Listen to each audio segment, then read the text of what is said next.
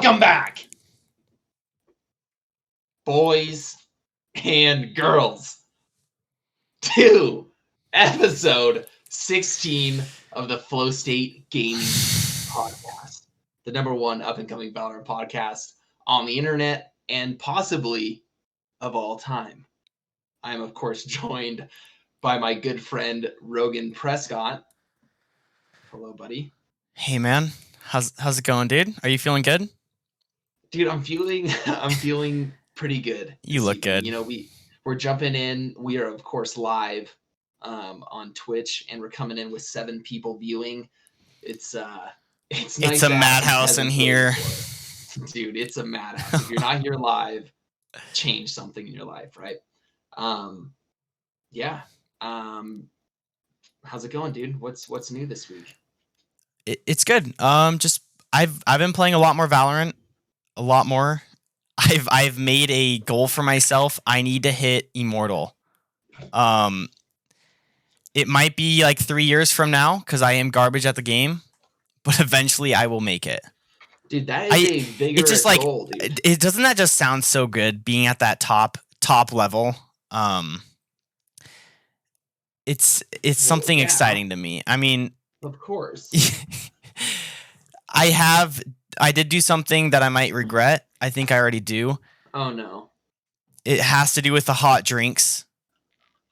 Oh my gosh, dude. Well, the hot drinks is in the next section, so maybe. Well, I'm sorry. Right? It's I'm feeling something, and I can't hold it in. You're feeling something already, dude? Well, what are we talking? I don't even. So my drink's just lame compared to yours. I don't think I should say it, because if I do say it, it's boring. I can say that there will be an explosive blowout nearing midnight tonight, possibly around that time.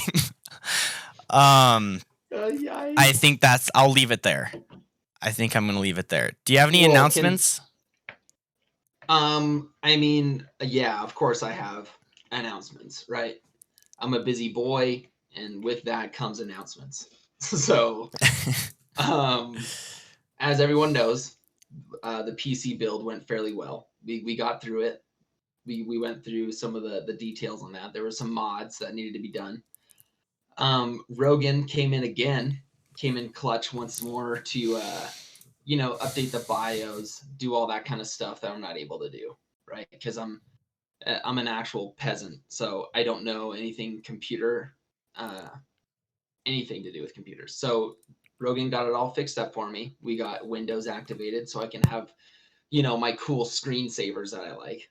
So that's pretty big. But no, playing on it felt really smooth this week. I did actually notice a difference, dude. Oh, nice. That's good. And we got, your stream's completely set up.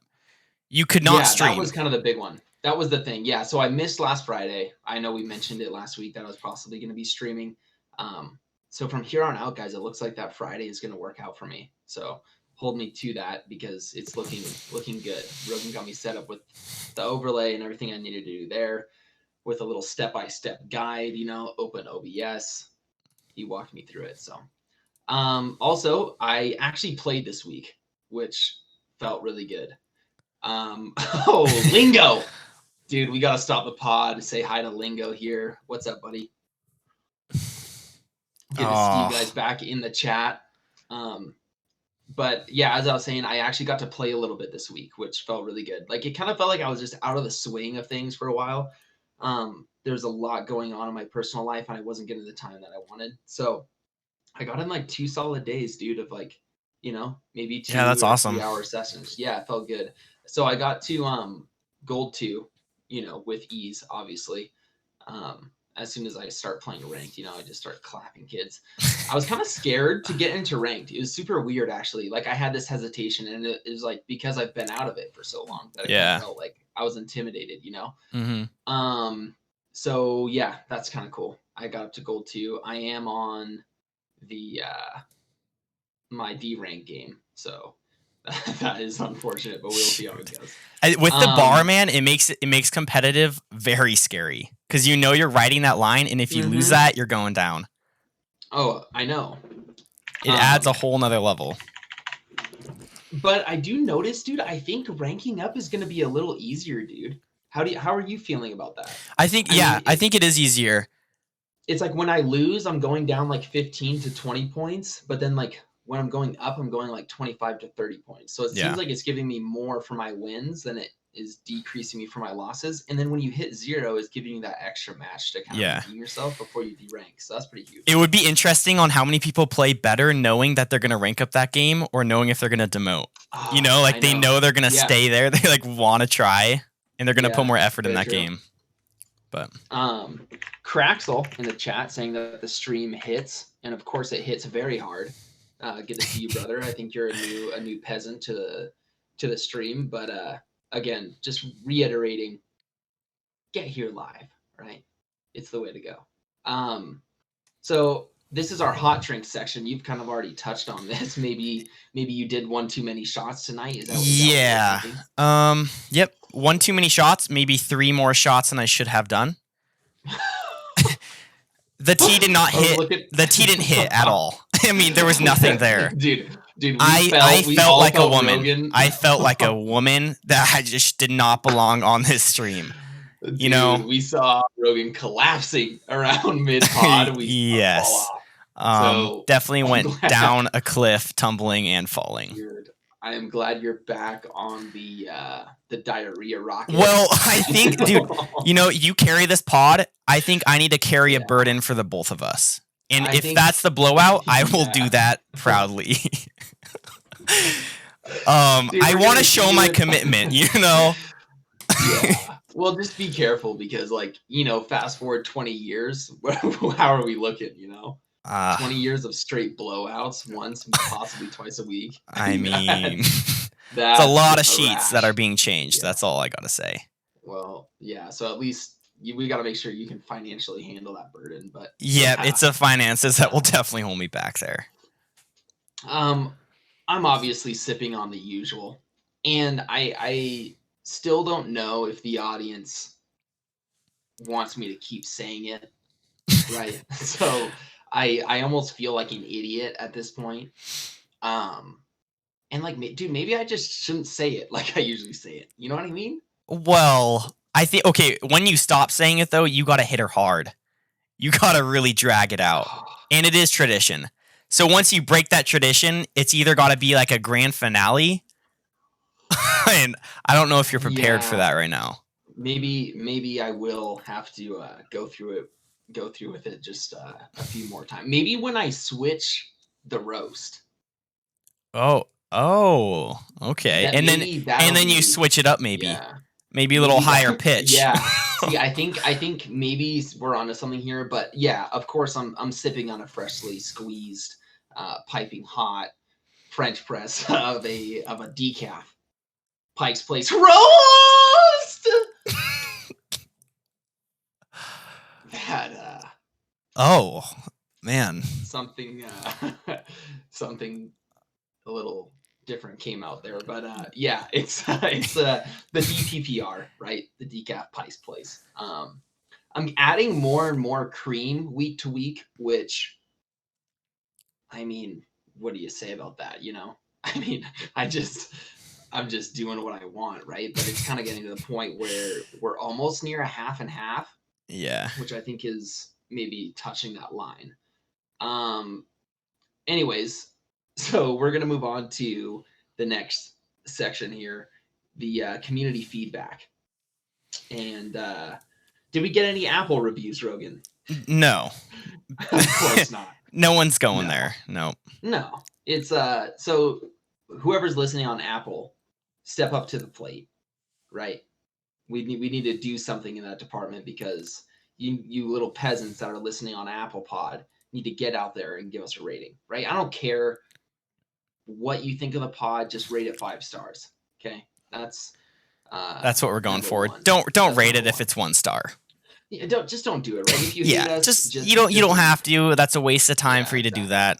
Yeah, like you're actually doing us a favor by giving us 1 star, right? Because you're giving us your time, which is not what you want. So, we did get another message on Instagram. This is actually turning out to be kind of the popping place for community. So, Um, what happened on Instagram this week, dude? Craxel, he's with us in the stream right now. Get on the stream, everyone. Craxel plays, and Craxel with 4 L's on Instagram. He says, "Howdy, listened to your podcast recently and really enjoyed them. I'm currently Plat 1, and my aim is as carried me this far, but my game sense is severely lacking. How do I get better at game sense to push me farther into high Plat Diamond? Thanks for reading, and good job with the podcast." Craxel, thank you for that feedback. We really appreciate it. It's good to know that we have another peasant that we can feed our crumbs to. Mm-hmm. Amen. Yeah. So what game sense is it's kind of a hard topic. You had some feedback on that, but game sense it kind of comes with time, a lot of time. For me, the best game sense that I've known is how important audio is. Making sure that you know where people footsteps are. Something that I kind of was working on this week is I play Omen. I'm an Omen main. When I smoke, I kind of I take like a visual picture on where that smoke is, and I can kind of like put it in my mind where that mic is at, or where that smoke is at. So like if I know it's behind me, I know no one's going to be able to see me from behind, and then I can focus on what's in front of me and then turn around to see if anyone walked through the smoke. So like having visuals, kind of like making sure like you kind of take those mental images in your mind, like knowing where things are. Like there's a brim smoke right here. No one can really push over there right now. That's helped me a lot. Do you have any feedback on that? Yeah, dude. Hey, just heads up. Solely Brent. Maybe said to like your mic volume might be a little too loud. So I'm not hearing that on my end, but I mean I'm not sure. But so yeah, while you're checking that out, dude, Platinum is really good, dude. I just want to start out by saying that, Craxel. Yeah, that's like if you're in Platinum, man, like I know it doesn't feel like it, but you're kind of in the higher echelon of players. Obviously, like there's a whole nother league above you, and I understand that's what you're trying to get at. And Rogan's kind of in that same position. He's kind of been high platinum for a while, so he's been trying to break that as well. I think you said that your aim has gotten you this far, and I think that you're blessed to already have that challenge kind of under your belt, right? Because I think that's what gets a lot of people. Like for me, I feel like my aim just has tons of work that needs to be done, and you obviously feel pretty confident in your aim. So kind of the advice, I'm just going to reiterate what I told you, when I messaged you back, but I think that recording your games and watching them back would probably help you a ton, just because you're going to see some obvious issues that you did wrong when you're looking at those plays, and those really loud, like obvious issues that you did, like maybe you just rotated way too late, you rotated too slow, too fast, whatever that is, it's going to be pretty obvious, right? And you can see what you could have done differently. So with that said, dude, I think looking at your games would actually be huge. And then also just watching pro games too, right? Seeing what they're doing. I mean, I've been trying to do that myself. They just have a totally different play style. It's not like I play at all, and they're just on a way different level. So I think between the two, like a little bit of both, looking at your own gameplay and then looking at maybe some pro games, that could be huge for taking you to the next step on like, just switching up strategies, communicating with your team, everything. So they want you to talk, Rogan. Sorry, I've just been answering. Yeah. No, you're good. I think watching pros it's definitely way better. It's helped me a lot to excel. Pros, I mean, they play every day. I think we've mentioned this before. They play so much. They know everything. They know every single map. They know all call outs, know every agent. So they're gonna know more. Watching their gameplay and how they clear corners is really important. And also like I know a lot of people, they clear a corner twice, or they'll like look back in the same area where they've already checked. And there's like no point to do that. It's just it turns your back to where someone could come out from. and making sure you kind of like, do like a methodical, like when you're clearing corners, just make sure that you're clearing every corner, doing it at the same time, don't looking looking back. I think that's helped me quite a bit. Yeah, dude, just those super like small little detail things go a long way. It's a lot of time too. Like pre-firing corners too, man. Like I don't do that nearly enough. But like if your position is already revealed, like why don't I just pre-fire those common corners? Like Yeah. barely peek out, jiggle it, pre-fire there, stuff like that. So, but honestly, dude, yeah, congrats on the platinum. You're en route, and I think that just with more time and some of those little things, you can, see some progress. So hopefully that helps a little bit. So yeah, that pretty much covers it for the community feedback. So we had some announcements from Valorant actually this weekend. We had the state of the agents and we had some behavior changes. And so I'm just going to go through some Valorant behavior detection and penalty updates that came out on the 15th. So I'm just going to kind of breeze through these. I'm looking directly from the site here. It says, before we dig in, we want to acknowledge the obvious that they still have a lot of work ahead of them, but these are just some of the starting changes. So it looks like they're really going to try and pound down AFKs. So they said, over the past several months that they focused a lot on the problem and they know it's an issue. And they say that, just one AFK player can turn the tide of the game. And I feel like that's pretty obvious.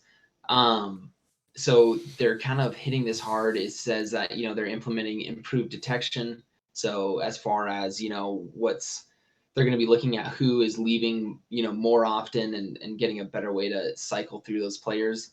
And then they've completely revamped the penalty structure. So, rather than generic kind of temporary little time bans, 5 minutes, whatever, they're going to go way harder, it looks like. So it says if you're a player who consistently drops out of games, the hammer will come down on you. So this is what we're looking at. The penalties can include the following. So looks like it's starting out with some warnings. I don't know if these are any particular order at all. If this could be in any order, but we got warnings, XP denial for the games in which you were AFK'd. So apparently that people were just like farming XP by like jumping into games, leaving, and then they're still getting that XP. So I didn't know that. I don't know why you would do that. It seems like XP is kind of irrelevant in this game. I guess for the battle pass it wouldn't be, but this is huge. This one's big. Small deductions from your ranked rating for pre-game dodges. That is big, boys. Yeah. So taking rank away if you're leaving pre-game, like if you don't like the map, they really want us to play Icebox apparently. There's an extreme amount of dodges too. Yeah, like, and obviously they're seeing that data, and I mean, I don't know. How do you feel about that? I know we weren't going to really talk about these very much, but like, do you feel like that's a good call it's interesting because I don't know, man. It sucks like playing Icebox when you just played it like the last 3 times and you just got smacked, Yeah. And also like if there is a toxic player you don't want to play with, and it's just like not fun. That's very true, dude. Because some people, because like the queues are just they're small. Yeah. You definitely meet the same people often. Mhm. I think it would be kind of cool if they added, or what do you think about this? If they added just like a kind of like a voting system, like vote to dodge, maybe. Oh yeah, that would be like huge. 7+ votes or something.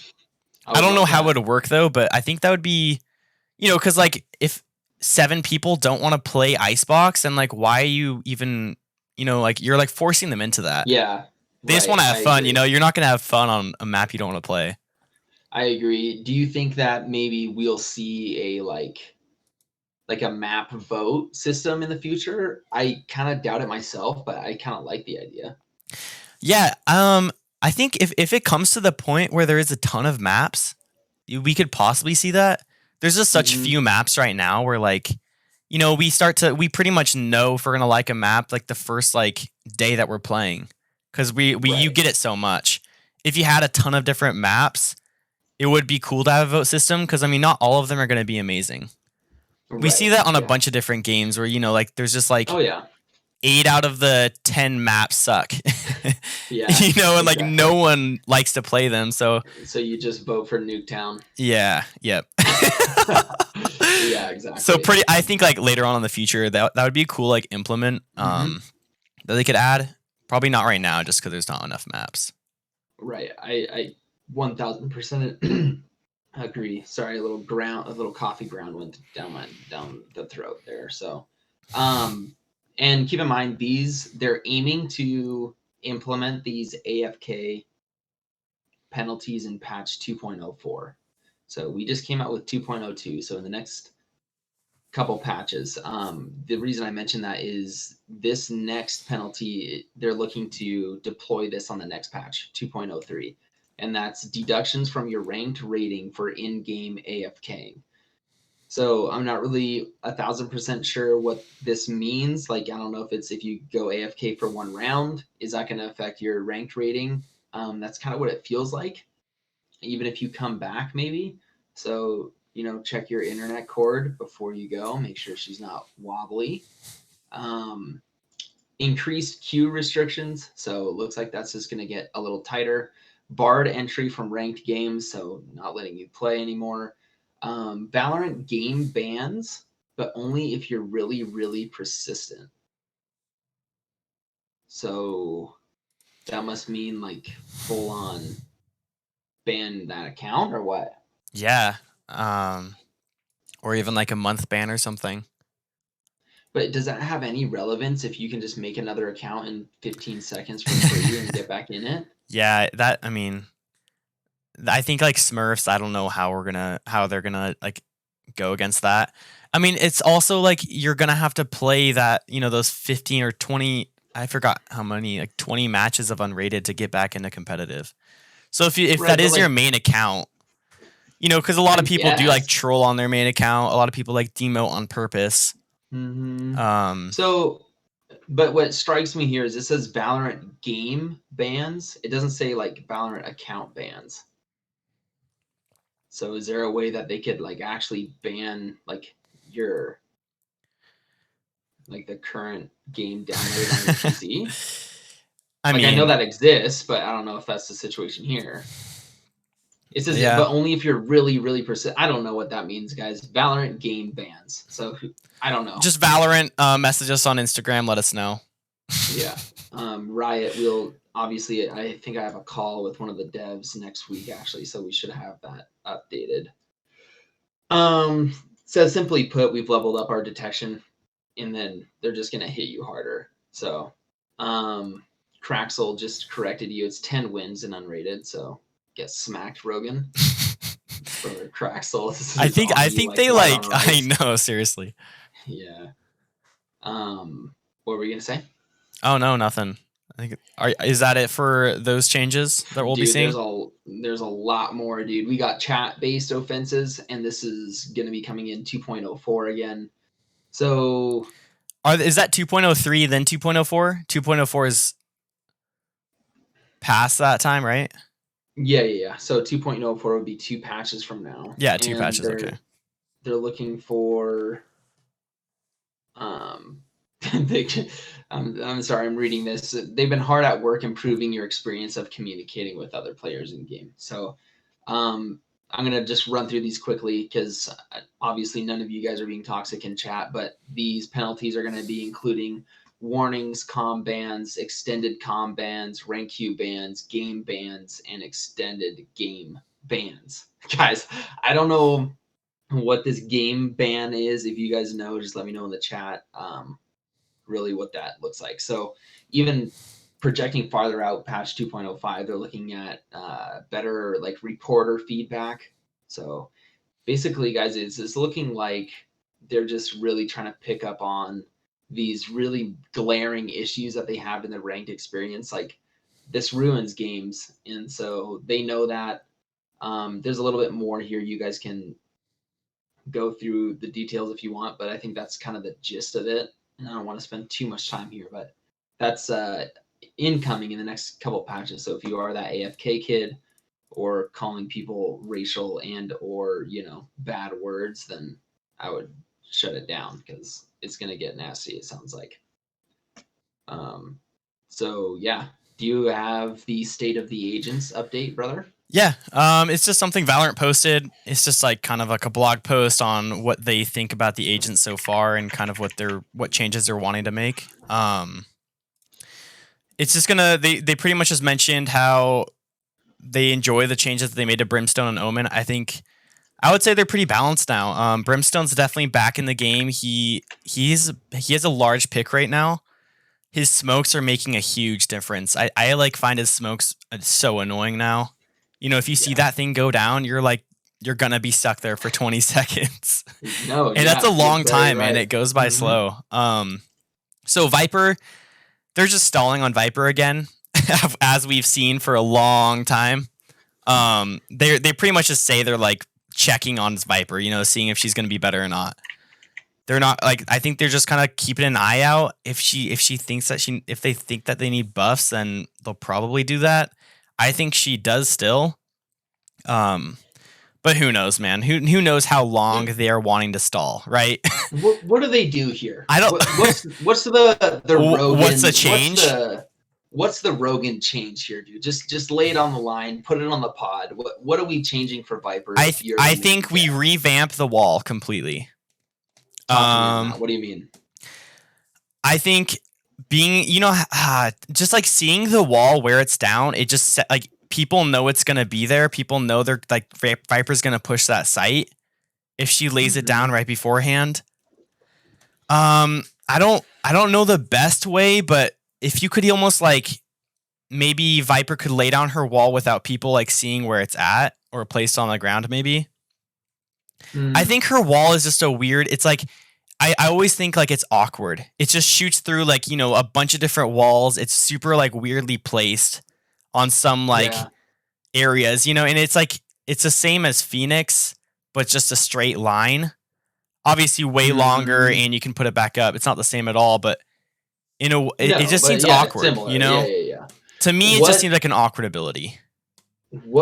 How would you feel about like if like a little mini map, almost like a Brimstone, came up and you could like draw out a line, like freely draw out a line with your mouse?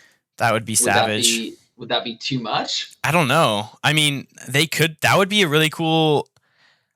So I kind of like that because it just makes like every agent play differently. I like having that like you have like Sage's wall. That's just an ability that stands out from everyone else's. It just like it's not similar at all. Viper having that wall, she could do a lot more with it. It might be a little overpowered though, man. You could just draw out, like Heaven and CT at once. Maybe make it shorter. Make it shorter, but like I feel like I agree with you that it needs more flexibility. Yeah. I feel like. Yeah. Because even though you may be taking away critical vision from the enemy team, sometimes it feels like you're taking away vision from your own team at times. You know what I mean? Maybe cut the wall in half and you can draw out two places. Anyways, yeah. Who knows? I don't know.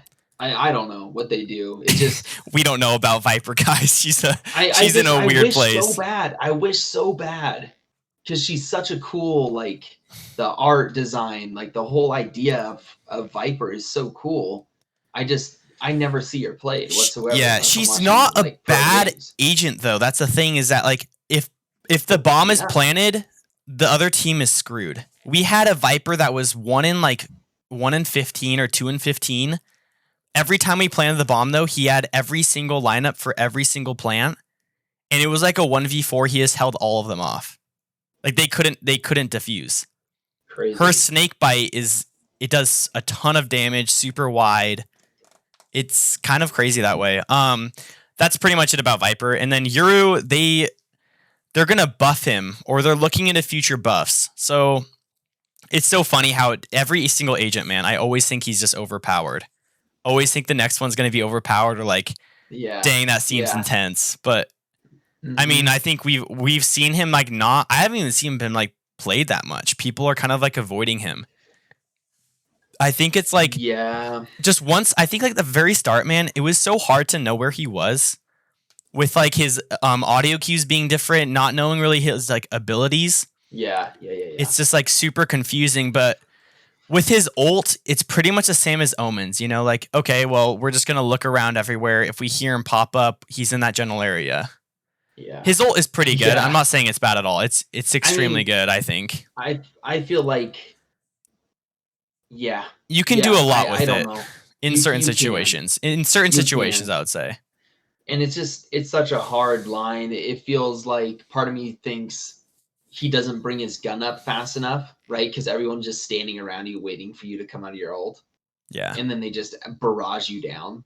But then at the same time, if he's just busting out of his ult shooting, that's Then an that's obvious just issue hard, as yeah. well. So, yeah. But they're pretty much just gonna be working on maybe a small buff in the future. And then they did leak some what the next agent will be. No abilities yet, but they're gonna add another controller. So this is quoted. That said, our next controller is a cosmic shift from the play patterns you've grown accustomed to. This one is for all you galaxy brain players out there that like to study everything that happens on a map. So what I think about this is like maybe like a Sova player, you know, someone who has just insane lineups Yeah. and can like maybe like get an overview of the entire map, pretty much know where everything's at. It's gonna be kind of cool to like have another agent that you know it requires a lot of knowledge, a lot of lineups to get those insane plays. So I think Right. we need another controller. Maybe what do you think about like new smokes?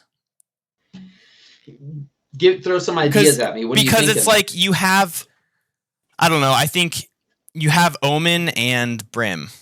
They're the best smokers, you know. Yeah. So it's either like if you don't I have a agree. smoker, then like you're not really going anywhere. So maybe like a different type to block off some vision, maybe. Because I feel like if you don't have smokes, you're not pushing a site. It's like there's some sites that are near to Yeah. impossible to push without getting picked off. At least one of you guys, you know. So maybe Yeah. like getting another way to block off vision or like be able to push a site freely. Yes. I totally agree. I think I'm with you on this idea of like kind of tailoring to the players that are spending 17 hours in customs Yeah. finding lineups on a map. I Yeah. think that's super cool. Me and Rogan talked about this actually recently, talking about whether we would like to play Sofa or not. We were thinking like you just need to know all those lineups, and it's a lot of work, and it's just not really me. It's not my play style, but I respect it so much. Yeah. So I like this idea, and I agree with you. Some other way to implement smokes would be cool rather than just a ball. Well, like I don't want it to be like flashes, you know. You're getting like Yeah. 20 smokes on a site and people are just running through. Well, and that's what's so hard about this is Yeah. like how far can you really change it? And that's I think kind of where me and you talk about it's unfortunate that that Viper smokes aren't really as versatile as we would like them to be. Because Yep. I mean, I like that Phoenix wall, how you can like curve it and whatnot. That's so cool to me, and it's so creative, and there's so much Uh-huh. freedom to make plays with that. So yeah, hopefully this new agent is cool. I think it's pretty cool that they're doing a controller. That excites me. Yeah, I think Because all I see is Omen these days, dude. uh-huh. Like I'm tired of seeing Omen. Brim is starting to creep back, but with Viper just out of the roster, it's just it's just like 80% of the time it's Omen, and then 20% it's Brim. I don't know. They do need a little more. A new Here, controller so with a Viper buff I think it would add a lot. Yeah, I hope they can just really nail this. You know what I mean? Yeah. And like make this controller like super fun to play. Mm-hmm. Like Omen is. Omen's a super fun agent, right? So hopefully this will be the same. Yeah, for sure. That's about it for State of the Agents. We did get some leaks on new skins. Like 2 just skin packs. I think they look pretty cool. Not much there. One's kind of like a cosmic theme. The knife is a fan. Did you see that? for the celestial Yeah, skin. yeah, that's what it was. Yeah. It's a pretty Yeah, cool no, I knife. did see that. Yeah, dude, I was actually curious on what your thoughts on that were. Do you like that? Yeah, it's kind Do you of think it's too cool. much? I Do you like how like they're it? adding different like types of knives, you know. Me too. I think that's big. 7,100 credits, right? I didn't even So check the price, dude. All I another did was fat swipe. amount of money that you guys can drop. So that's cool. Yeah, that's another hundy. Another quick $100. Yeah, So it's insane how many people there's it's like. kind of cool. Like you probably noticed as well. Like there's like the meteors that are Yeah, like coming down. like shooting I thought that stars or was whatever. Yeah, they're like shooting yeah. across the gun. That's cool. I thought it looked pretty, and the clouds kind of like keep moving along the gun. Dude, Uh-huh. they're doing some cool stuff with the skins, Yeah. dude. Yep. They were kind of getting disappointing, but I think they've like revamped it. Kind of got the momentum back. They're getting the juices flowing again. Yeah. They Yeah. popped a nice hot roast, and their juices are flowing. We know what drink they're drinking right now. Yeah, They course, switched it up. The only drink. A new game mode. Do you want to talk about that? Well, you didn't mention the other skin pack, the anime skin. Well, I don't want to talk about that. I didn't like it, man. You Febrezed over that thing. Yeah, not my favorite either. But it's like did you notice that like the character on the gun? There's like an anime character on the gun. And it's then, for like, each agent, yeah. Yeah, and so if you like press Y to look at your gun and you flip it over, like that image like slides over. It's kind of, I don't know. Yeah. It's okay. It's not me. It's like a cartoon style of each agent. Yeah. I mean, I like anime. There's some Dragon Ball Z characters on there, and you might see a few Hundi fly out of me. But I don't know. But yeah, dude, new game mode. Escalation is what they're calling it, and I think this is actually currently in the game, if I'm not mistaken. They just dropped it today, so this is hot off the press. I think you kind of did a little more reading on this than I did. I have the general gist of it, but I might miss some things. It's kind of looking like a gun game. Yeah, kind of like gun game on Call of Duty. After you get a kill, you kind of like level up, get to like a different level, and you get a new gun. And each kill you get, you'll go higher and higher. Yeah, so 5v5 game mode, 12 escalation levels. Each level has a specific weapon or ability, and then the first team to 12 or furthest along in a 10-minute timer wins. So what? It's cool because everyone can start out with like Sova arrows, Sova darts, or like Raze's ultimate. Everyone has rocket launchers. It's just like it's a limited time mode. It's not going to be out here forever, but it's kind of I think it's going to be fun with like, playing casually. Right. No, dude, this is exactly like gun game. Like it says, gives an example. Your team can be on level 4, but you can still be stuck with the level 1 weapon until you get one kill with that weapon. Then you'll go to level 2 and so forth. So that's going to be actually fun. And it'll give content creators a chance to, do some stuff. That's cool. I like that.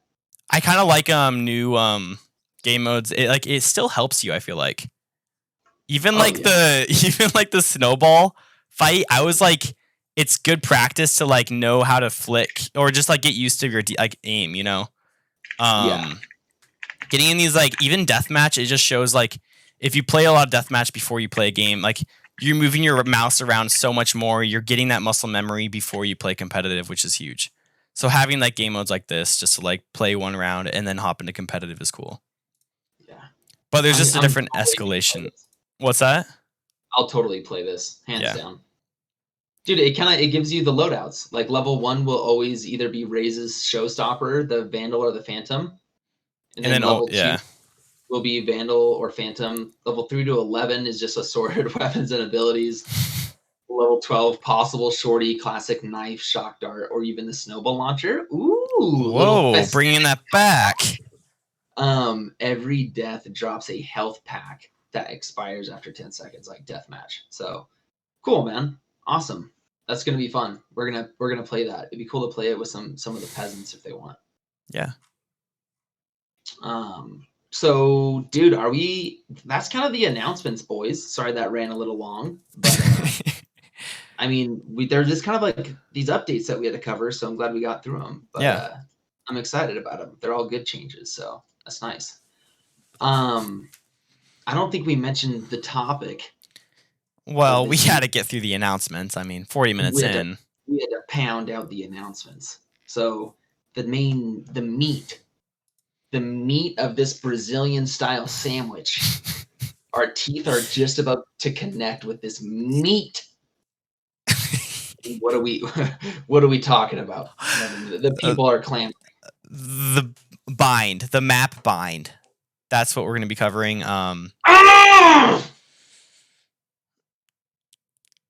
Anyways, Nice. I had to give it a little flair, right? Yeah. Uh, This is huge. This is big. I hate this map. I'm gonna come right out of the gate, and I'm just gonna get it out. I'm not looking forward to this podcast. You don't like the meat. You guys, no, I don't like the meat. Right? It's a night. It's a cold cut pastrami. No, I love pastrami. It's a cold What? cut, dude. It's a cold cut bologna, a cold cut bologna of sorts. And I'm not a huge fan. I can deal with spam a little bit, but when it gets into that bologna area, dude, I'm out. Yeah. Can we get a hoo-yah? So No, we can't. I don't like the map. Right? Catch me on Ascent. Maybe I'll rip a hoo-yah. But for bind, I'm not in. What do you not like about it? Okay, I don't like it as much as others, right? I don't absolutely hate it. I don't I don't absolutely hate it, but I would choose it over Icebox. Well, right? Anyone would. I would choose it over Icebox. So there's some of that there. I don't love the teleporters. We all know about the teleporters. I don't know if I think the main cause for me is I don't like how there's no mid. Yeah. I think that's what really hits home for me is I'm a player. I usually like to play around mid on most maps. You'll see me in mid on Ascent. You'll see me in mid on Haven. But on this map, that's not an option. So you're choosing left or right and you're committing most of the time. Like obviously you can rotate. I'm not saying that. I'm just saying there's none of that mid play, which I really enjoy in maps. And I think that's kind of what gets me on this map. Which makes me not like it as much. How about yourself? And that's kind of like Icebox too. You don't see a lot of mid play in Icebox. You're going A or B. Mid is kind of a mess. Yeah. And that's been talked about a lot. So mid is a very awkward place in Icebox. We got the chat is saying bind is the best map. And I don't know. I can agree with the chat. You love bind. I like bind a lot. Yeah. It's funny because I don't really see like mid being a problem to me. I think it's cool how so they mentioned that on their website on how like they made bind not have mid on like purpose because every map they want to like be different, you know? Yeah. So they like it kind of makes you have to commit or like just play differently. The teleporters, I think it's just a cool like thing that they added. It's kind of cool to see the plays that you can do with them. I know a lot of people just dump utilities into these teleporters. The one that goes into hookah or towards hookah from A, and like Sage will just throw a slow through it and really trash on some people. I just like the kind of like the element of that. Not having mid is huge though. It sometimes is hard to, you do have to commit sometimes. If you're going through hookah, there's no like good way to go back really. And it's going to take a while or a lot longer than you could. I think this map, it requires a lot of communication. What I've run into is that with really good communication, you can communicate a lot with the teleports and rotates and flanking. So like on showers and on both ends of the map, there's really good flank potential because it's so far outside where you can get behind the enemy really easily and into their spawn. Because usually you aren't running through spawn. And also their teleports. So like there's so many. I seen one person, they go through mid teleporter to B, and then they run through the B long teleporter, go to A, and then they go back around into the mid teleporter and plant it on B. Yeah. Like really just screwing with people. But like a communication thing is that, you know, you could all like walk B long, have one person hookah making noise there, and then 4 people, you know, all hit teleporter at once, rush A. You know, some simple things like that. But I think you can do a lot more if you have that communication. Another thing is smokes is really important in this map compared to others. On A site especially, because Heaven is such a power point for opping there, and even like just a Vandal, man. If you have one Vandal guy there, you can really tap some heads. We're gonna get into it more later, but I think that's kind of my like first takes on the map on how it's. I think it's just more important to have a good team on this map. If you're having a good team, I feel like, you know, you have 2 people B long and then 2 people A mid, A short, and it really kind of throws it off. Because, you know, it kind of makes it just not as good if you're trying to push or something. Right. No, I totally feel you on. It's cool to have the teleporters, and there's some really fun things that you can do. Like I like sending abilities. You know, I play Raze. I like sending abilities through there, the boom bot, the grenade, and like that kind of stuff is cool. Like I get it. It's just I would just prefer a map with a mid.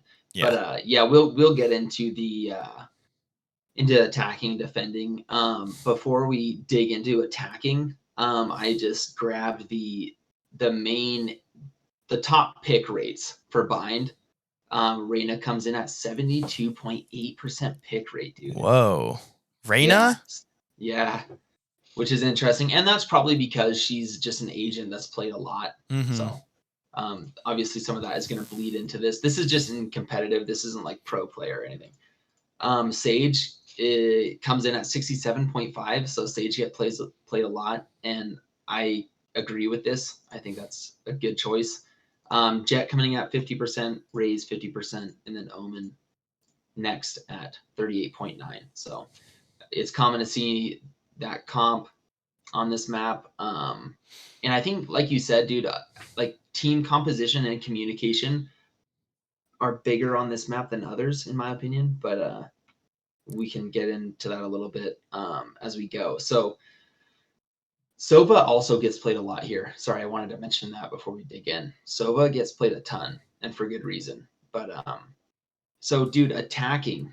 How are we feeling about attacking, brother? I kind of want to get your thoughts. I want you to give your thoughts on attacking in general. I'll give my thoughts on attacking, and then I'm going to have you break down A and B, and then I'll chip in there as well. Yeah. So just kind of generalized attacking. How are we feeling? Well, I mean, we both mentioned you do have to commit in some sort of way. You have attacking. It's kind of so. In general, I would say like I said, smoking is very important. Communicating with your team. There's a lot of smokes on A that you need to push on site, or at least have some sort of utility to push people off. And on both sides, I feel like people can play certain angles that can really screw you over if you aren't paying attention to that. So I think you need to give yourself room on this map. It sometimes gets a little tight, and you kind of have to like give yourself room to push onto site. So being able to have utility and give that space out and push that enemy back is it kind of puts him in an awkward position. I'll get into that more on each site, but I think in like general, utility is very important on this map. Attacking on being careful of those teleports is pretty important. You can really get screwed by the teleports if someone is like, you can have Omen even ult in teleport and kind of peek out when you're not expecting it. Just little things like that. Being aware of those teleports is very important. What are your thoughts on attacking? Yeah, dude, pretty much. I'm right in harmony with you on this. Like, it just feels like you said, super tight. It feels tight getting onto site, and so like with that said, ability usage, flashes, smokes need to be used correctly, or you're going to get rammed. So that's kind of my thoughts on A, honestly, in short, or sorry, in attacking in general. So what are we thinking about A, dude? you're attacking A. What are we feeling here? Okay, so I think I usually push through A short. I think that's what the majority of attackers do. They really do contest A short. So what I find is that someone's always usually playing Heaven or U-Haul. U-Haul is a big threat early on because he's going to be peeking that angle. So what I said by throwing out your utilities, U-Haul it's an area that you can push the enemy off really quickly. If you have a Sage Orb or even like a Molly, you can just throw it in that doorway or in that cubby, and it'll push them back into U-Haul and back onto site, and then you're able to clear that out early. Sage is huge on this map. Her wall is extremely important on attacking on A short. I used to play Sage a ton. I still do. A lot of people always wall off. They kind of split the site in half and wall it off to the rest of the site. And it pretty much blocks off any defenders on site being able to see the bomb at all. So it gives you a safe plant. And then once you have that plant, people will usually back off and you can just play for lineups and just play for time. Getting U-Haul control is extremely important because there's so many people that just peek that angle. Because if you're peeking U-Haul, you can have a clear sight of bomb if you walk out of U-Haul. If you're defending, but on attacking, you kind of want someone just blocking off U-Haul is really important, or else you're gonna get screwed over there. And keeping a smoke on Heaven. So if you do have bomb planted on site and you went through A short, Heaven's gonna be able to see you even if you're planting the bomb. Sometimes they can kind of look over even with like a jet ultimate. They can usually get a pick there if they have an op, because it's like, so once you have that wall down, or if you're kind of like all back there, you have the bomb planted, there's not many places to go. You're kind of like running around there. So for that reason, if you are going A short, you got to have at least 2 people going showers, or even like 1 person going showers to kind of just flush that out. Because then if a defender's playing showers and then they're over there going for a flank right now, exactly. That's what I found more beneficial, is just giving yourself room, because you don't have to put that Sage wall down if it is like at a tight area and you don't have the time, or if you just want to get bombed down right away, then go for it. But giving yourself room and getting as much map control on A is very important. Clearing out those areas, and then if you get shower control, you pretty much have all of site. If you have A short kind of like up above A short, that area, and U-Haul area, and then you have shower control that you pushed out, the whole site's cleared except like past that line of boxes, you know? So then you have to worry about Heaven, U-Haul, and or CT if you have U-Haul controlled. And you have those 2 areas, and then flanks. No teleporter is extremely important when you're holding site on offense. Some people will teleport from B to long, but then you can just, they're going to be coming showers or A short, so you can just watch your flanks. I think that's my take for attacking on A. Some people do showers. They walk up showers, but I don't do that often. If you're gonna go short, I know some people you can take the teleporter all at once. That sometimes works. I would just be careful with that, because a lot of people, they kind of expect that sometimes. That we're like, if they hear one of you guys go teleport, they're gonna just stay on site. So expect people to be there still, I would say. You're not gonna flush everyone off of site. It definitely does. Like if it's going poorly, they break Sage Wall right away and they get a pick or something, then like make a rotate. Don't be afraid to don't commit if you don't have to, just like kind of back off. You don't even have to go through teleporter. Just back off of A short. You don't have to commit to that site, because it is very difficult if they have more of that control. Right. What are your thoughts, man? Completely agree. So I feel like on A, whether you choose to go A short or bathroom, when you're trying to put pressure on a site, you're really open to a lot of angles. Like think of think of peeking bathroom. Think of peeking out of bathrooms, dude. Yeah. Like there's that cubby on the right hand side. There's the triple boxes right in front of you. There's the boxes in your close right, and then you can have a guy left side by the truck, a guy in heaven. So you've already touched on this, and I think you executed it well. It's just your controller needs to stay with the tour. He needs to be with you, Yeah. and he needs to be blocking out angles for you. Mm-hmm. Like this is actually one of those maps that it's like, to me, feels so critical to have smokes and someone that knows how to use them, because it can turn like we see a lot of brimstone here, and I think it's for good reason. Like he can drop a smoke in heaven, he'll drop a smoke on the truck, and then he'll like drop a smoke CT or U-Haul or whatever, and it makes a huge difference when you're trying to like break out on the site. Yeah. So you already mentioned a site, like U-Haul or lamps, whatever you call it, is a super big power position because you can see both halves of the site from here. So I think when you're attacking, I was watching like some videos on like a lot of pro players and what they do. They put a lot of emphasis on controlling U-Haul. And I think you already mentioned this. It's like it's a position where you have a lot of site control in a small area. Yeah. So I think do what you can to take U-Haul by any means necessary. Like charge in there with two guys. There's probably only going to be ever one guy in there. I don't see, very many people running two people U-Haul, but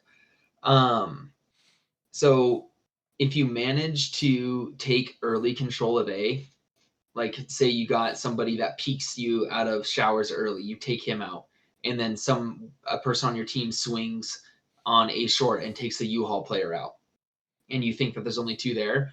I think that getting your jet or your omen or raise, whoever has mobility, up into heaven can be huge for the rotators. Yeah. Like even if that's just stalling or catching them totally off guard, I think if you can get up there quickly, it's massive. So, obviously only execute this play if you are pretty quick on taking the site, because people are going to be rotating, fairly soon if you drop two players. So, again, I agree 1000% on the Sage here. Sage is really useful on this map for obvious reasons. Dude, I love that wall that goes from truck, like that splits off. Yeah. Like, dude, that's huge. Have you felt that you get congested there? Sorry, just a quick thought from you. Totally. Because there's not a good way to play unless you're playing back, and then you're giving the defenders a lot of control there.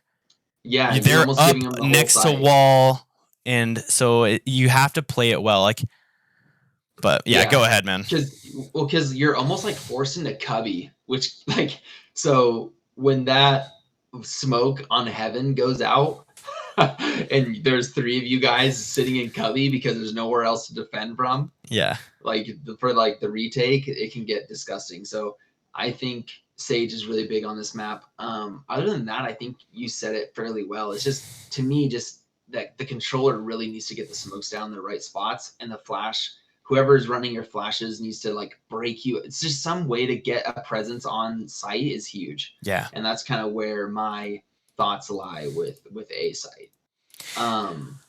Any more thoughts on that? Just a couple smokes, like, since how important they are. Like Colter mentioned, a smoke on truck. Also, you can smoke where that sage wall usually goes to. I know a lot of people smoke there. It's kind of like on site. It blocks off showers and main site. A lot of brims, I've seen this in pro play. They throw two smokes on top of truck, and then they throw one smoke down below where that sage wall is. It pretty much just blocks it all off from like jet updrafting or omen teleporting up there, getting a pick. He can still teleport, but he'll be in smoke.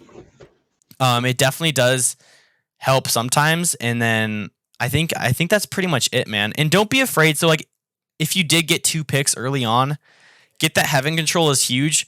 But also, like, if you think, like, I would just, if you're in a big competitive game and it's like you're I don't know if it's your rank up game, then don't be afraid to take that teleporter back to B. Like give it time for them to rotate and then go. It makes you able to get that plant if there's not like a lurker in like backside that you're unaware of.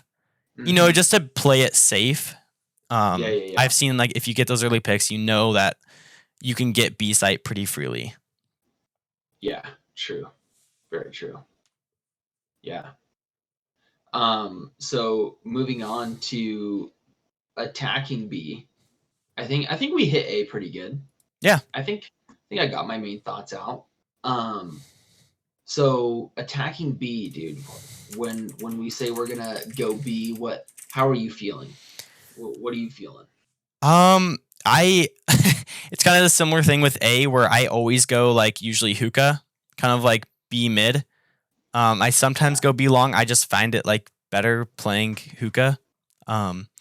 You have two ways, obviously. You have hookah and B long. I'll just start with hookah.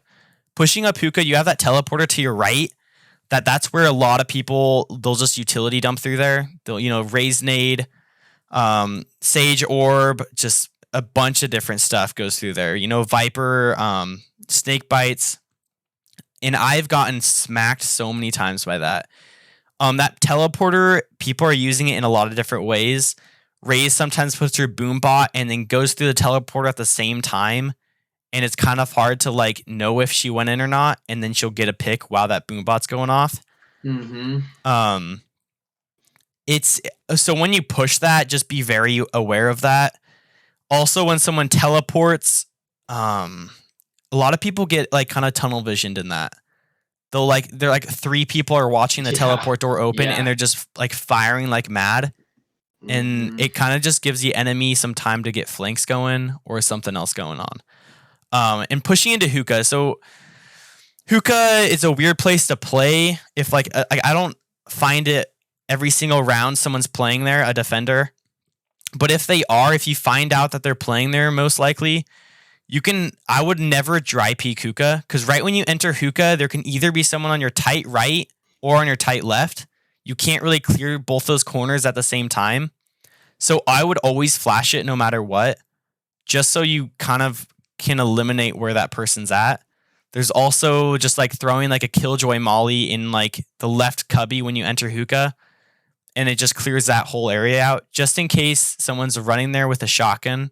I've seen a lot of people get aces there with a judge. Often. Yeah. A lot of people play shotguns there, so if you're pushing out of there, you can easily get picked off.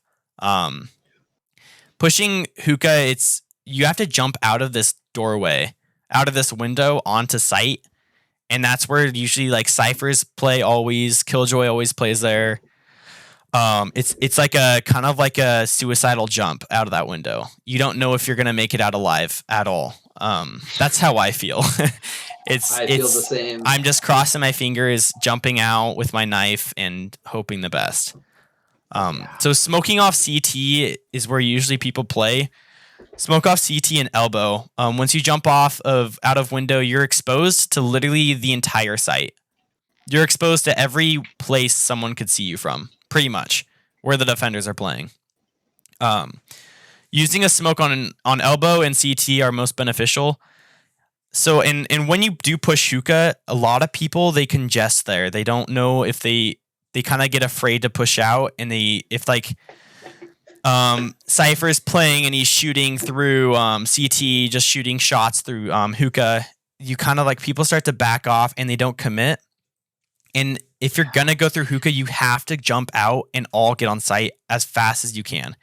Like, you cannot stay there because they're just gonna utility dump you, and you're gonna get smacked. It's always like, a Killjoy can throw a molly on the deep end of hookah and always get a kill there. Usually, if someone's playing there, you get smacked. So I would say if you're going hookah, I would push out as fast as you can, lay down those smokes, flash out, and just get on site, and then clear site and plant. Make sure you clear site when you plant. Don't plant when like 3 of your teammates are in a full out war and they're getting picked off. It's just you're not providing any help, and you guys have a minute and a half left to plant the bomb, so that extra time isn't going to do time. You're getting that early Yeah, plant down, dude. but then You two of your know I love teammates get picked myself an off. early plant. Well, yeah. Yeah. It's beneficial to clear site first. This goes with every site. Clear site first before planning, or at least clear where people could be. And then going B long, it's kind of similar. There's just some threats on site, and then elbow is a big threat. A lot of people play elbow. It's nice having at least one person go B long or two people going B long, because a lot of people play garden. So if 5 people are going hookah, they jump out. You have someone garden that's kind of like looking at your guys' backs. He has that angle on you guys. He has the angle of where bomb's going to be planted, which is really bad. So I would communicate with your team and clear B long garden first, and then you can push out of hookah and do a rush.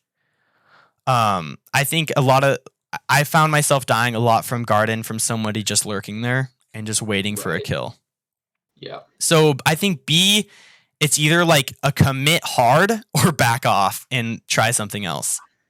You can also walk at B long and then all take teleporter and try something with that teleporter.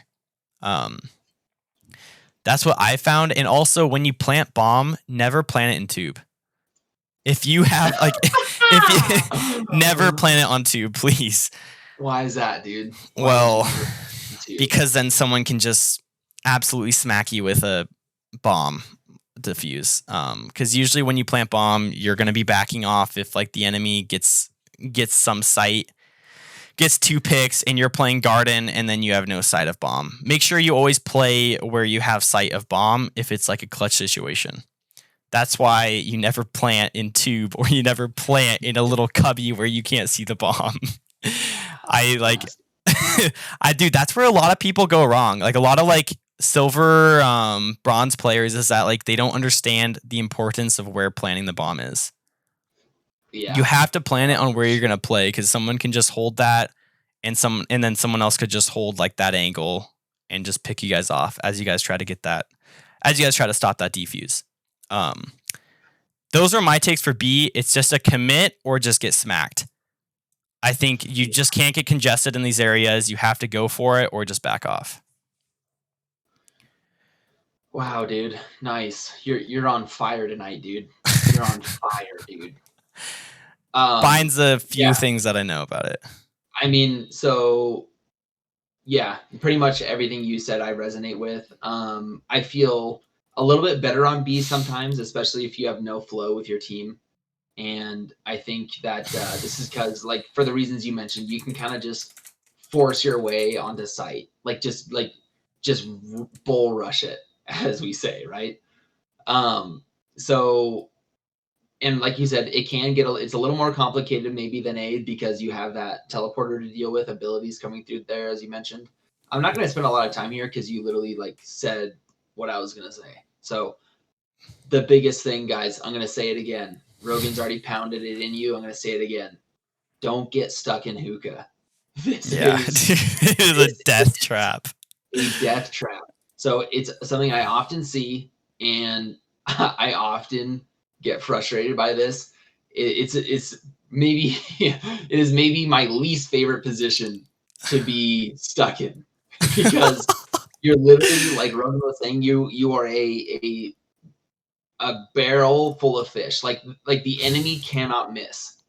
Yeah. Like if they throw a grenade in there, a molly, a blind, I mean, the chances of it hitting 2 to 3 of you are insanely high. Yeah. Because there's nowhere to go. There's nowhere to move. Of course, that raised grenade is going to hit you. So when you have utilities coming from teleporter and from site into hookah, like, dude, you're in such a gnarly crossfire. So yeah, we got Lingo in the chat saying that Cypher on B is just disgusting, and that's huge, right? Like when Rogan's saying jump out a window, if you just get Cypher wired while you're trying to jump out, dude, I have been nastied on. He has one way, you know those one ways that he puts up right in window, and then you get caught by a trip and you just get absolutely gnarlied on. Yeah. So I think I just agree with you. You have to get out of hookah if you're gonna commit to B. I don't know. What would you say? 3 hookah too long?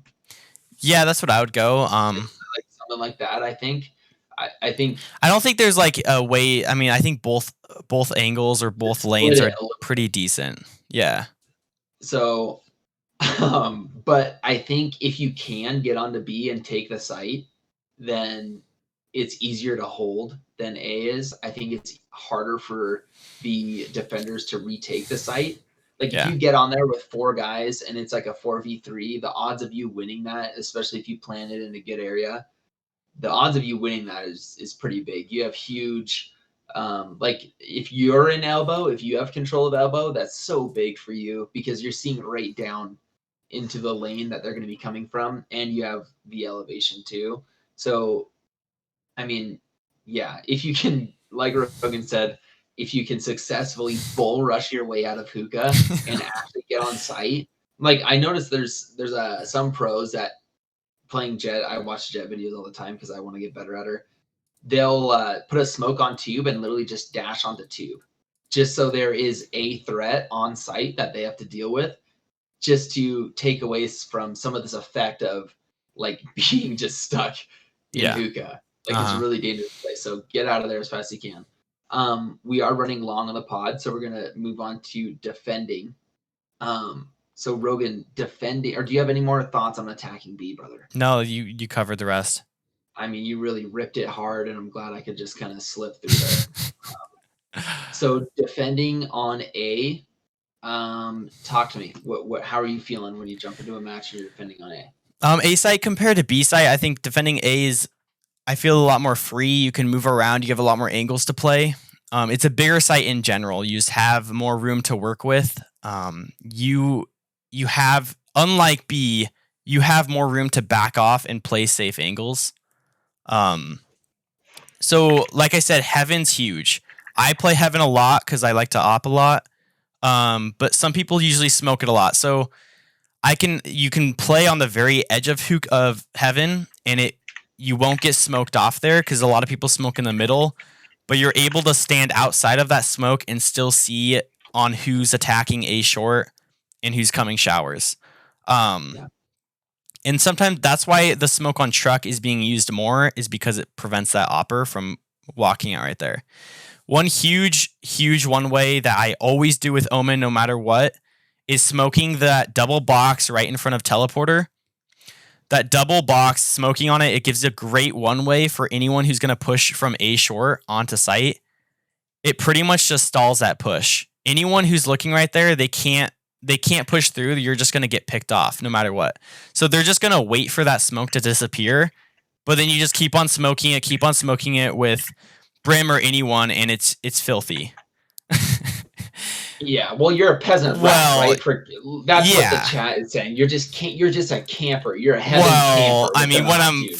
40-2, it works. It works. Oh my gosh, yeah. When's the last time I've seen that? Too long. It's been Well. too long. There Oh are my some goodness. filthy kills right there, though. Some people can op. I sometimes go on top of truck, and even just with a vandal, you can still just shoot through there.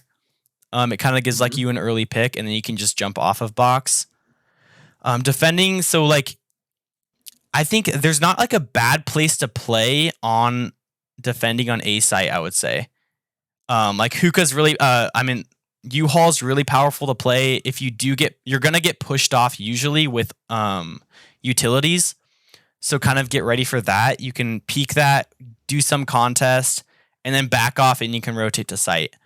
And when I say like you can just run through U-Haul and you're completely safe. Like there's not really a chance that you're gonna die if you're able to get back away from that corner. They can push you pretty hard, but it makes them very vulnerable to the rest of the site. U-Haul's really strong. Some people push out of showers a lot. So showers is a great place to flank. Like I said, it's kind of on the edge of the map, and some people don't push showers all the time. So you can get a lot of that map control early on.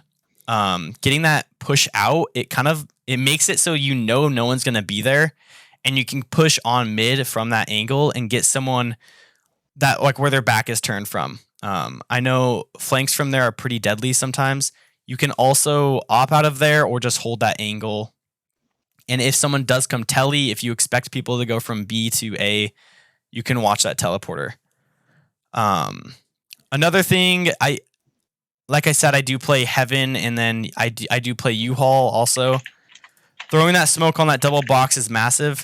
The teleporter is big. So with Omen, you can fake teleport. You just like jump through the teleporter and then teleport out with the shrouded step. What I found, which is like a little tip, I guess, for Omen players or someone with an Omen team, you can have Omen teleport next to the portal and then have Raze jump in.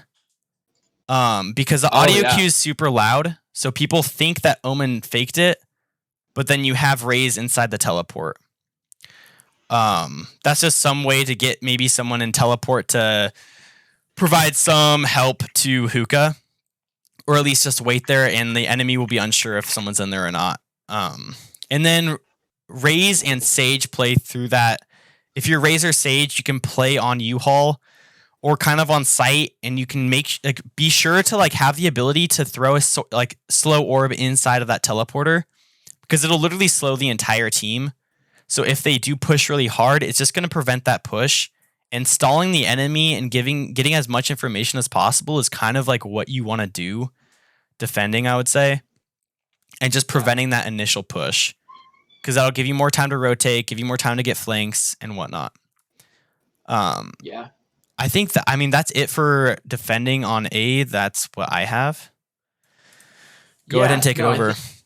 I think that you covered it pretty well, dude. I mean, it's kind of like you're going to be going up against some of those problems, or some of those tips that we were giving for attacking. Like A is obviously, like when you're playing Heaven, it's obviously great. It's a good spot, but you're probably going to be smoked out there. I feel like A is just fairly straightforward, man. Like you got showers to cover, and then you have A short. Like you're just looking at 2 lanes. There's just 2 openings that you're covering.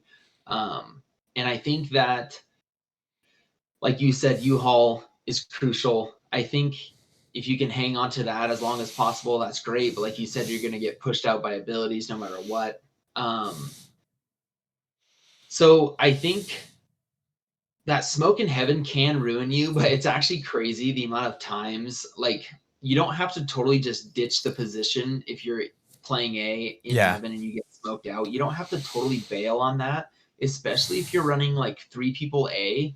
If you have one guy on site, one guy on U-Haul, and they can kind of fend off the site for 10, 15 seconds, that's going to open back up to you, and it's going to be a valuable position again. So I don't know. There's just been times that, like, say I'm playing the operator in Heaven and I get smoked out, I immediately ditch it and I jump down or something. Well, now I'm definitely screwed. You know what I mean? Not all the time, but there are times that I should have stayed up there. So don't just immediately give up on it. Also, guys, the amount of times that a smoke is like misplaced from the enemy, like, and you get that sliver of vision between the wall in Heaven and the actual smoke cloud, like you'll have a sliver of vision there. Guys, it's common. It's very common. Like the Brim or the Yeoman, they're in a rush to drop a smoke there and it's slightly off and you can take advantage of it. So check both sides of that smoke and make sure that even just stepping out, like stepping into the smoke, there's a little balcony out of the window there in Heaven, and you can sometimes kind of scoot out onto the edge, beyond the smoke, get vision. And dude, there's been games where it's almost helped me. Like I'll peek out of their smoke, I'll get a pick, and I'll go back. Yeah, yep. They don't know where I'm at, and then I peek out again on the other side, whatever. And so it still can be valuable. So don't totally give up there. That's all I wanted to say on Heaven. Dude, playing in the middle of the site has been super valuable for me. Yeah. Like some people call it triple boxes. I don't know what the official name is. I guess I have the map up here. What are they? I don't know. It just says A. I don't know if there's a call. Some people call it Tetris. It's like that middle box. Yeah, I've heard that before. Playing in that position is huge because you can apply pressure on both showers and short. Like you're a threat to both. And so they have to take you seriously when you're playing there. And it still gives you the freedom to like get out of danger, right? Especially as Jet or anyone with mobility, you can drop a smoke down and you can go towards truck, go through CT up into your own heaven, whatever, right? You Yeah. have a way out there. I do also play on the boxes right outside of showers, but guys, this spot can be huge, and I know we've all seen, aces where everyone creeps out of showers and you're sitting on those double boxes and clean them out from behind. I feel like this is just a card that you can only play like once or twice a game Yeah. because you do this once, they're on to you. So, and I've played here, you can't get out. They can pre-fire No. that wall. Like if you're doing it more than once, they're going to pre-fire you. If not, they're going to be swinging out. Or like the thing that gets me the most is like a Reina blind. Like a Yeah. Reina throws a blind. You can't do anything but reveal your position by that time. They're swinging out, killing you. So do this only once or twice. Don't get addicted to this. It was one of my early faults. I would go up there and just get rammed because there's no way out. You're not getting it. No. And then also, if you die right away right here, you're opening up another angle that your U-Haul player has to deal with. So now they're dealing with short and they're dealing with players from showers because you died within the first 3 seconds of the round. So with that said, I don't feel like that's the greatest place to play. I think that stepping back to like mid site or like back site, like you were saying, even like playing by truck can be a really great defense towards showers because, like you said, it's easy to get back into safety. Yeah. So that's kind of I think A is a lot easier to retake. So I wouldn't hesitate. Like if you are being pushed out of sight, it's okay to like regroup and just stay alive. I don't think trying to plant down the flag and hold the line, as they say, like in A short is always the play. I think sometimes you have a free escape, like you said, getting out and regrouping with your team. You can still retake A fairly easily, especially if you have someone coming around the flank. Yep. So that's my thoughts on defending A. Let's move into defending B. What are your thoughts? Yeah, so like I said, if you're defending A, you have the room in that situation. You have like the attacking side is kind of like squished. They are kind of congested in that area. With B site, you're kind of like screwed if you get off of site. It's super hard to retake. You're really congested. You're kind of like in that back of CT, like you're in your own pretty much spawn area, is what you could call it. And you have like that only just like that CT and elbow to retake site. So on site, I would argue that it's really important just to contest some fights. Don't give up the site completely. Don't just be like play for retake right away without getting a single like shot off, If they are pushing really hard, you need to like put a sentinel hookah, stop that hookah push, or just throw a smoke down right away from B long. Prevent any like initial push from happening and try to get at least one pick before backing off. A lot of the angles that you play on B, you're playing with a lot of risk. If you're playing in hookah, they can push hookah hard and you're kind of screwed. You jump out a window and someone's B long and they just see you jump out and then they just kill you right there. Or they just push you so hard that you're kind of stuck from. They just see you running back on site and then they can just take you out.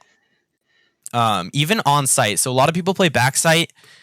I would look at the enemy composition and see what they have. If there's a raise, I guarantee you that raise will grenade that back site if they have higher than a double-digit IQ. Yeah, they will nade that back site and you are screwed. You can't do much. That raise is dude, the grenade is so huge, that radius. I didn't like realize it at first, but it's massive. It's bizarre. It's massive. And it really screws you over. It does a lot of damage. Yeah. Mm-hmm. If you're playing backside, it's kind of tough. And then tube, you're also screwed in that way. You're rammed in tube, dude. Yeah. So if you're playing on site and tube and you're not contesting at all, or you contest and you just kind of bunker down, get in the fetal position and just hope for the best. I've seen many people do that. It's not going to go well. You're going to die. That's what I should say. Like, you're not going to make it out of there alive unless you are insane with your aim and you are somewhat smart. So for me, I usually like playing elbow, and then you can play on a cubby site on site. You kind of know where that is. You can look to be long from site. Yep. And then also CT. I have teleports, and you have jet, obviously. So we like those players. They can play a little bit more up front. They could play on site, and then I can always like throw a smoke down and then teleport back and get in a safe position again. That's pretty hard to do with like Reyna, even if you don't get a pick, or just some character without mobility like Brim. So getting that first angle is really big. Opping B long is very strong. You can also jump on top of mid box and then op hookah. And you can also just shoot through hookah, have someone smoke off long for you, and then you just can watch hookah and you watch there. If you're a sentinel, I would definitely just like try out different setups on hookah, see what works best for you. On save rounds, try for a shotgun in hookah, try for a shotgun underneath hookah. Underneath that window, a lot of people play on save rounds, man. Dude, I've gotten so many, man. I'm glad you mentioned it because that's a big spot that a lot of people don't think about. We should have mentioned that on attacking is just like checking that area is right below you and even close to the right. Yeah, right when you jump out, someone's ramming you with a bucky from your underneath, so it can get gross. But yeah, sorry, continue. But no, like I was saying, you can also just like if on a save round, play those like upfront angles and just like take some risk. Some B long, you can definitely peek B long too with an operator or just get an initial pick there. And then back off to elbow. That's kind of your only good spot to back off to. Yeah. If you like playing elbow, you can play up on B long and then just kind of communicate and make sure they aren't pushing through hookah. Because if they are pushing through hookah and they go out onto site and you're still like up front, and then someone goes B long, so you're running back, people on site are gonna see you, and then you're not gonna make it out alive. So no. Be aware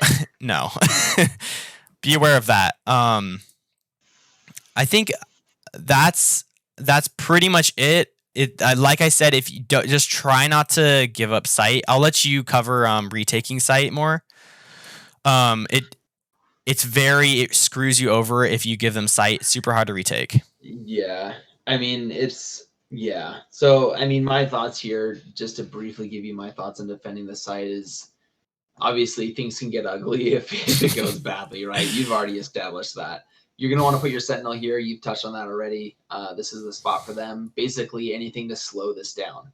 Because like we said earlier, it's going to be rare that they just kind of slightly play around with you and B. Oftentimes, it's going to be a hard hit fairly quickly. So if they decide to do a 5-man rush, you need my take on B is you need early communication, like the earliest you can possibly get. So your teammates need to start rotating immediately if you have any sign of like three or more players. Like it's going to be gross.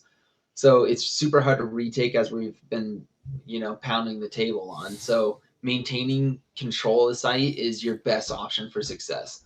So an example of getting early calls on a B push. I actually I got a clip the other day that shows kind of exactly how I do it. But some examples is to play hookah, and you can, as a jet, you can get a peek out into, they call it B short. And so if it's a fast push and you peek with jet or, whatever character you're going to be really exposed there. So I suggest an agent that can get out quickly. But you're going to be able to see, if you see 2 or 3 players, you already know that this is going to be a smack B. Like, you need to be calling to your team right then that it's a B push. Dash back into hookah and get out of there. Or if you want to take a fight there, that's up to you. But again, getting that early call out is going to be the main thing here. A Sova arrow into B short is super common and can be super helpful, even if it just gets one pulse out, even if they shoot it out right away, which is uncommon. But there's some good placements where I'll like land on a little peg or something that's kind of hard to shoot. Even if it gets a good read, one good read, that's a sign as well. So send help immediately. Like send at least one player over. Again, A is a lot easier to retake. So if they do end up taking A, have that single player. Like if you only leave one on A and he gets pushed out, just leave him there. You can regroup and you can retake A a lot easier than you're going to retake B. So Elbow is a great position to hold.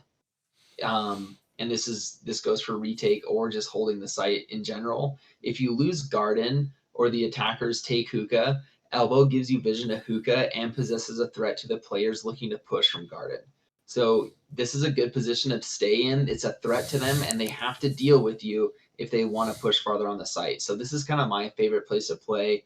Again, quick access to safety.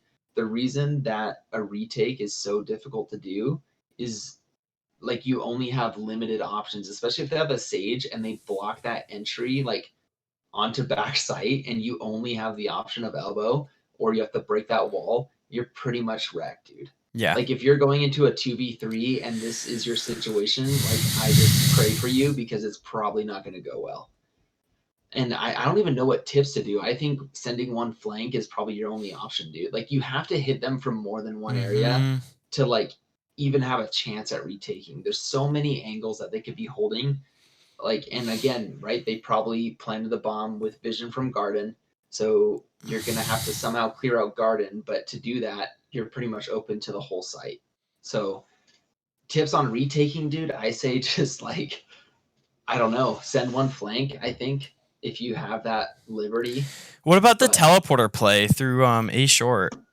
Is that it lets you know that they're there, but that's fine though. I think as long as there's like more than one threat point, you're gonna have a higher odds of like of winning. Like if they know that there's only two of you left and they know that you're both like CT, it's so hard to come out of that situation. Like they're so set up for success and you're so not. Yeah. And they just have every angle on you.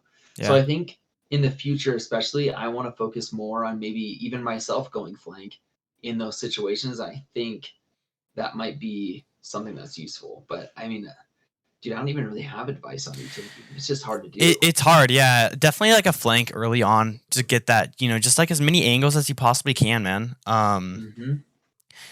Yeah, like pushing out a CT, even elbow. It's like it's also like kind of like a suicide trap. You're exposing yourself to a bunch of different angles. You don't know where people are. That tube area, that middle area can be very hectic. People can play all around that, walk around you, and it's super hard to hold, man. It's so hard. Like, advise just to throw a smoke garden and hookah window if all of your guys are CT and elbow.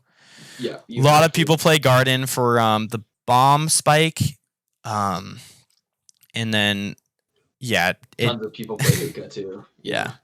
So if I get that immediate call out, if I'm a defender on A and I hear Rogan say, "Hey boys, it's full B," I instantly start going for the flank. Like immediately, I push through A short and I start going around because, like we're saying, you have to pose a threat from multiple angles because they can close you off so easily.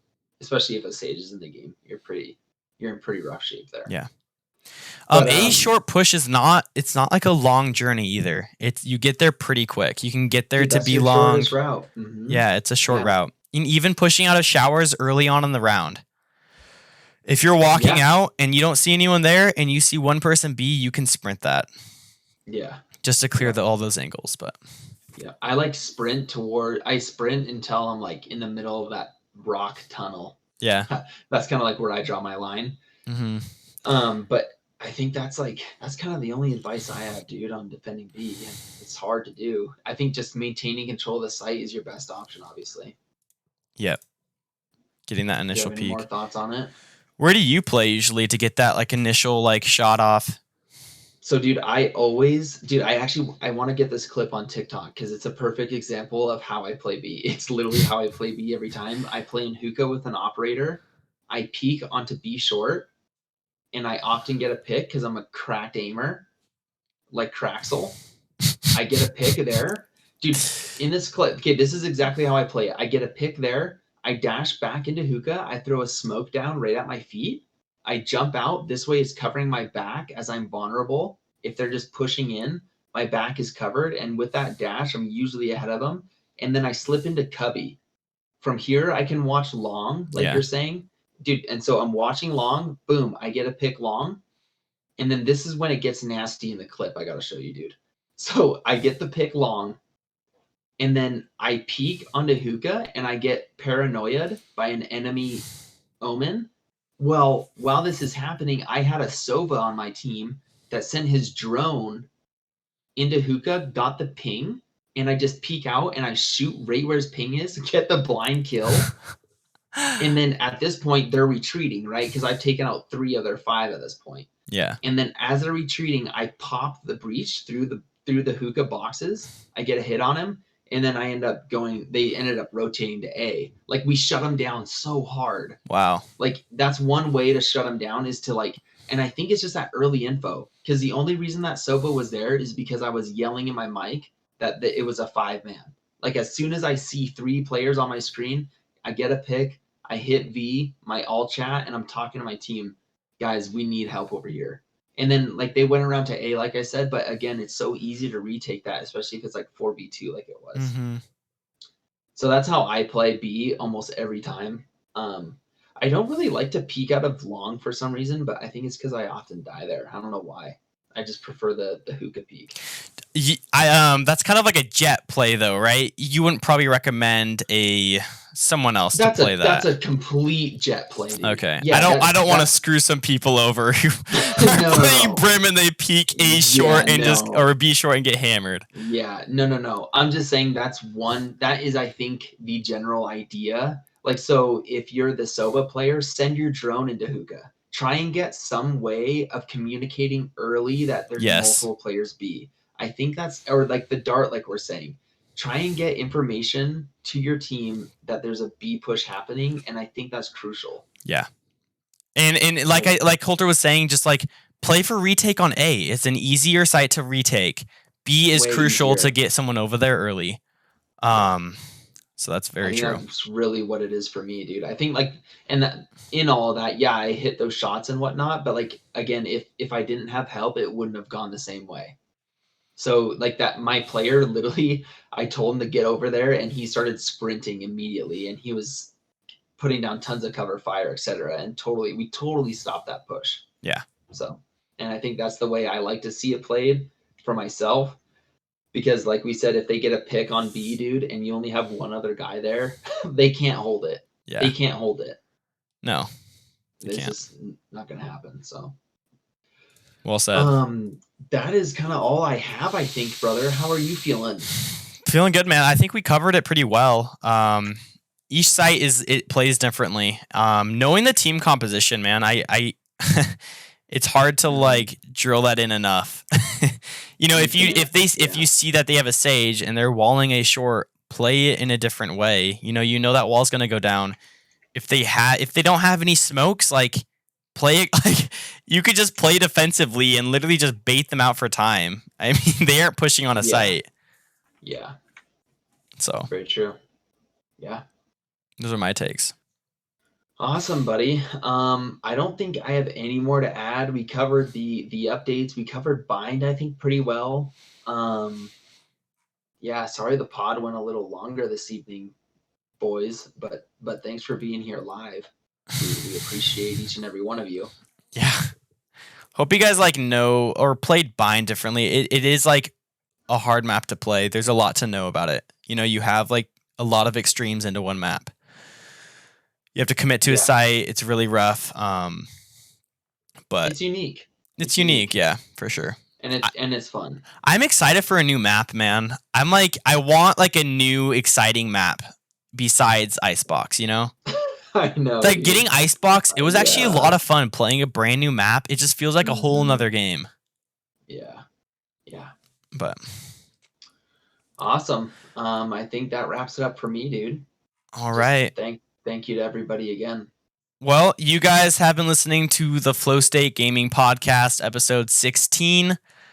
I'm Rogan Prescott. Joining me is C Doggy. Yeah, it's been real. You guys need to tune in live at flow_state_gaming on Twitch.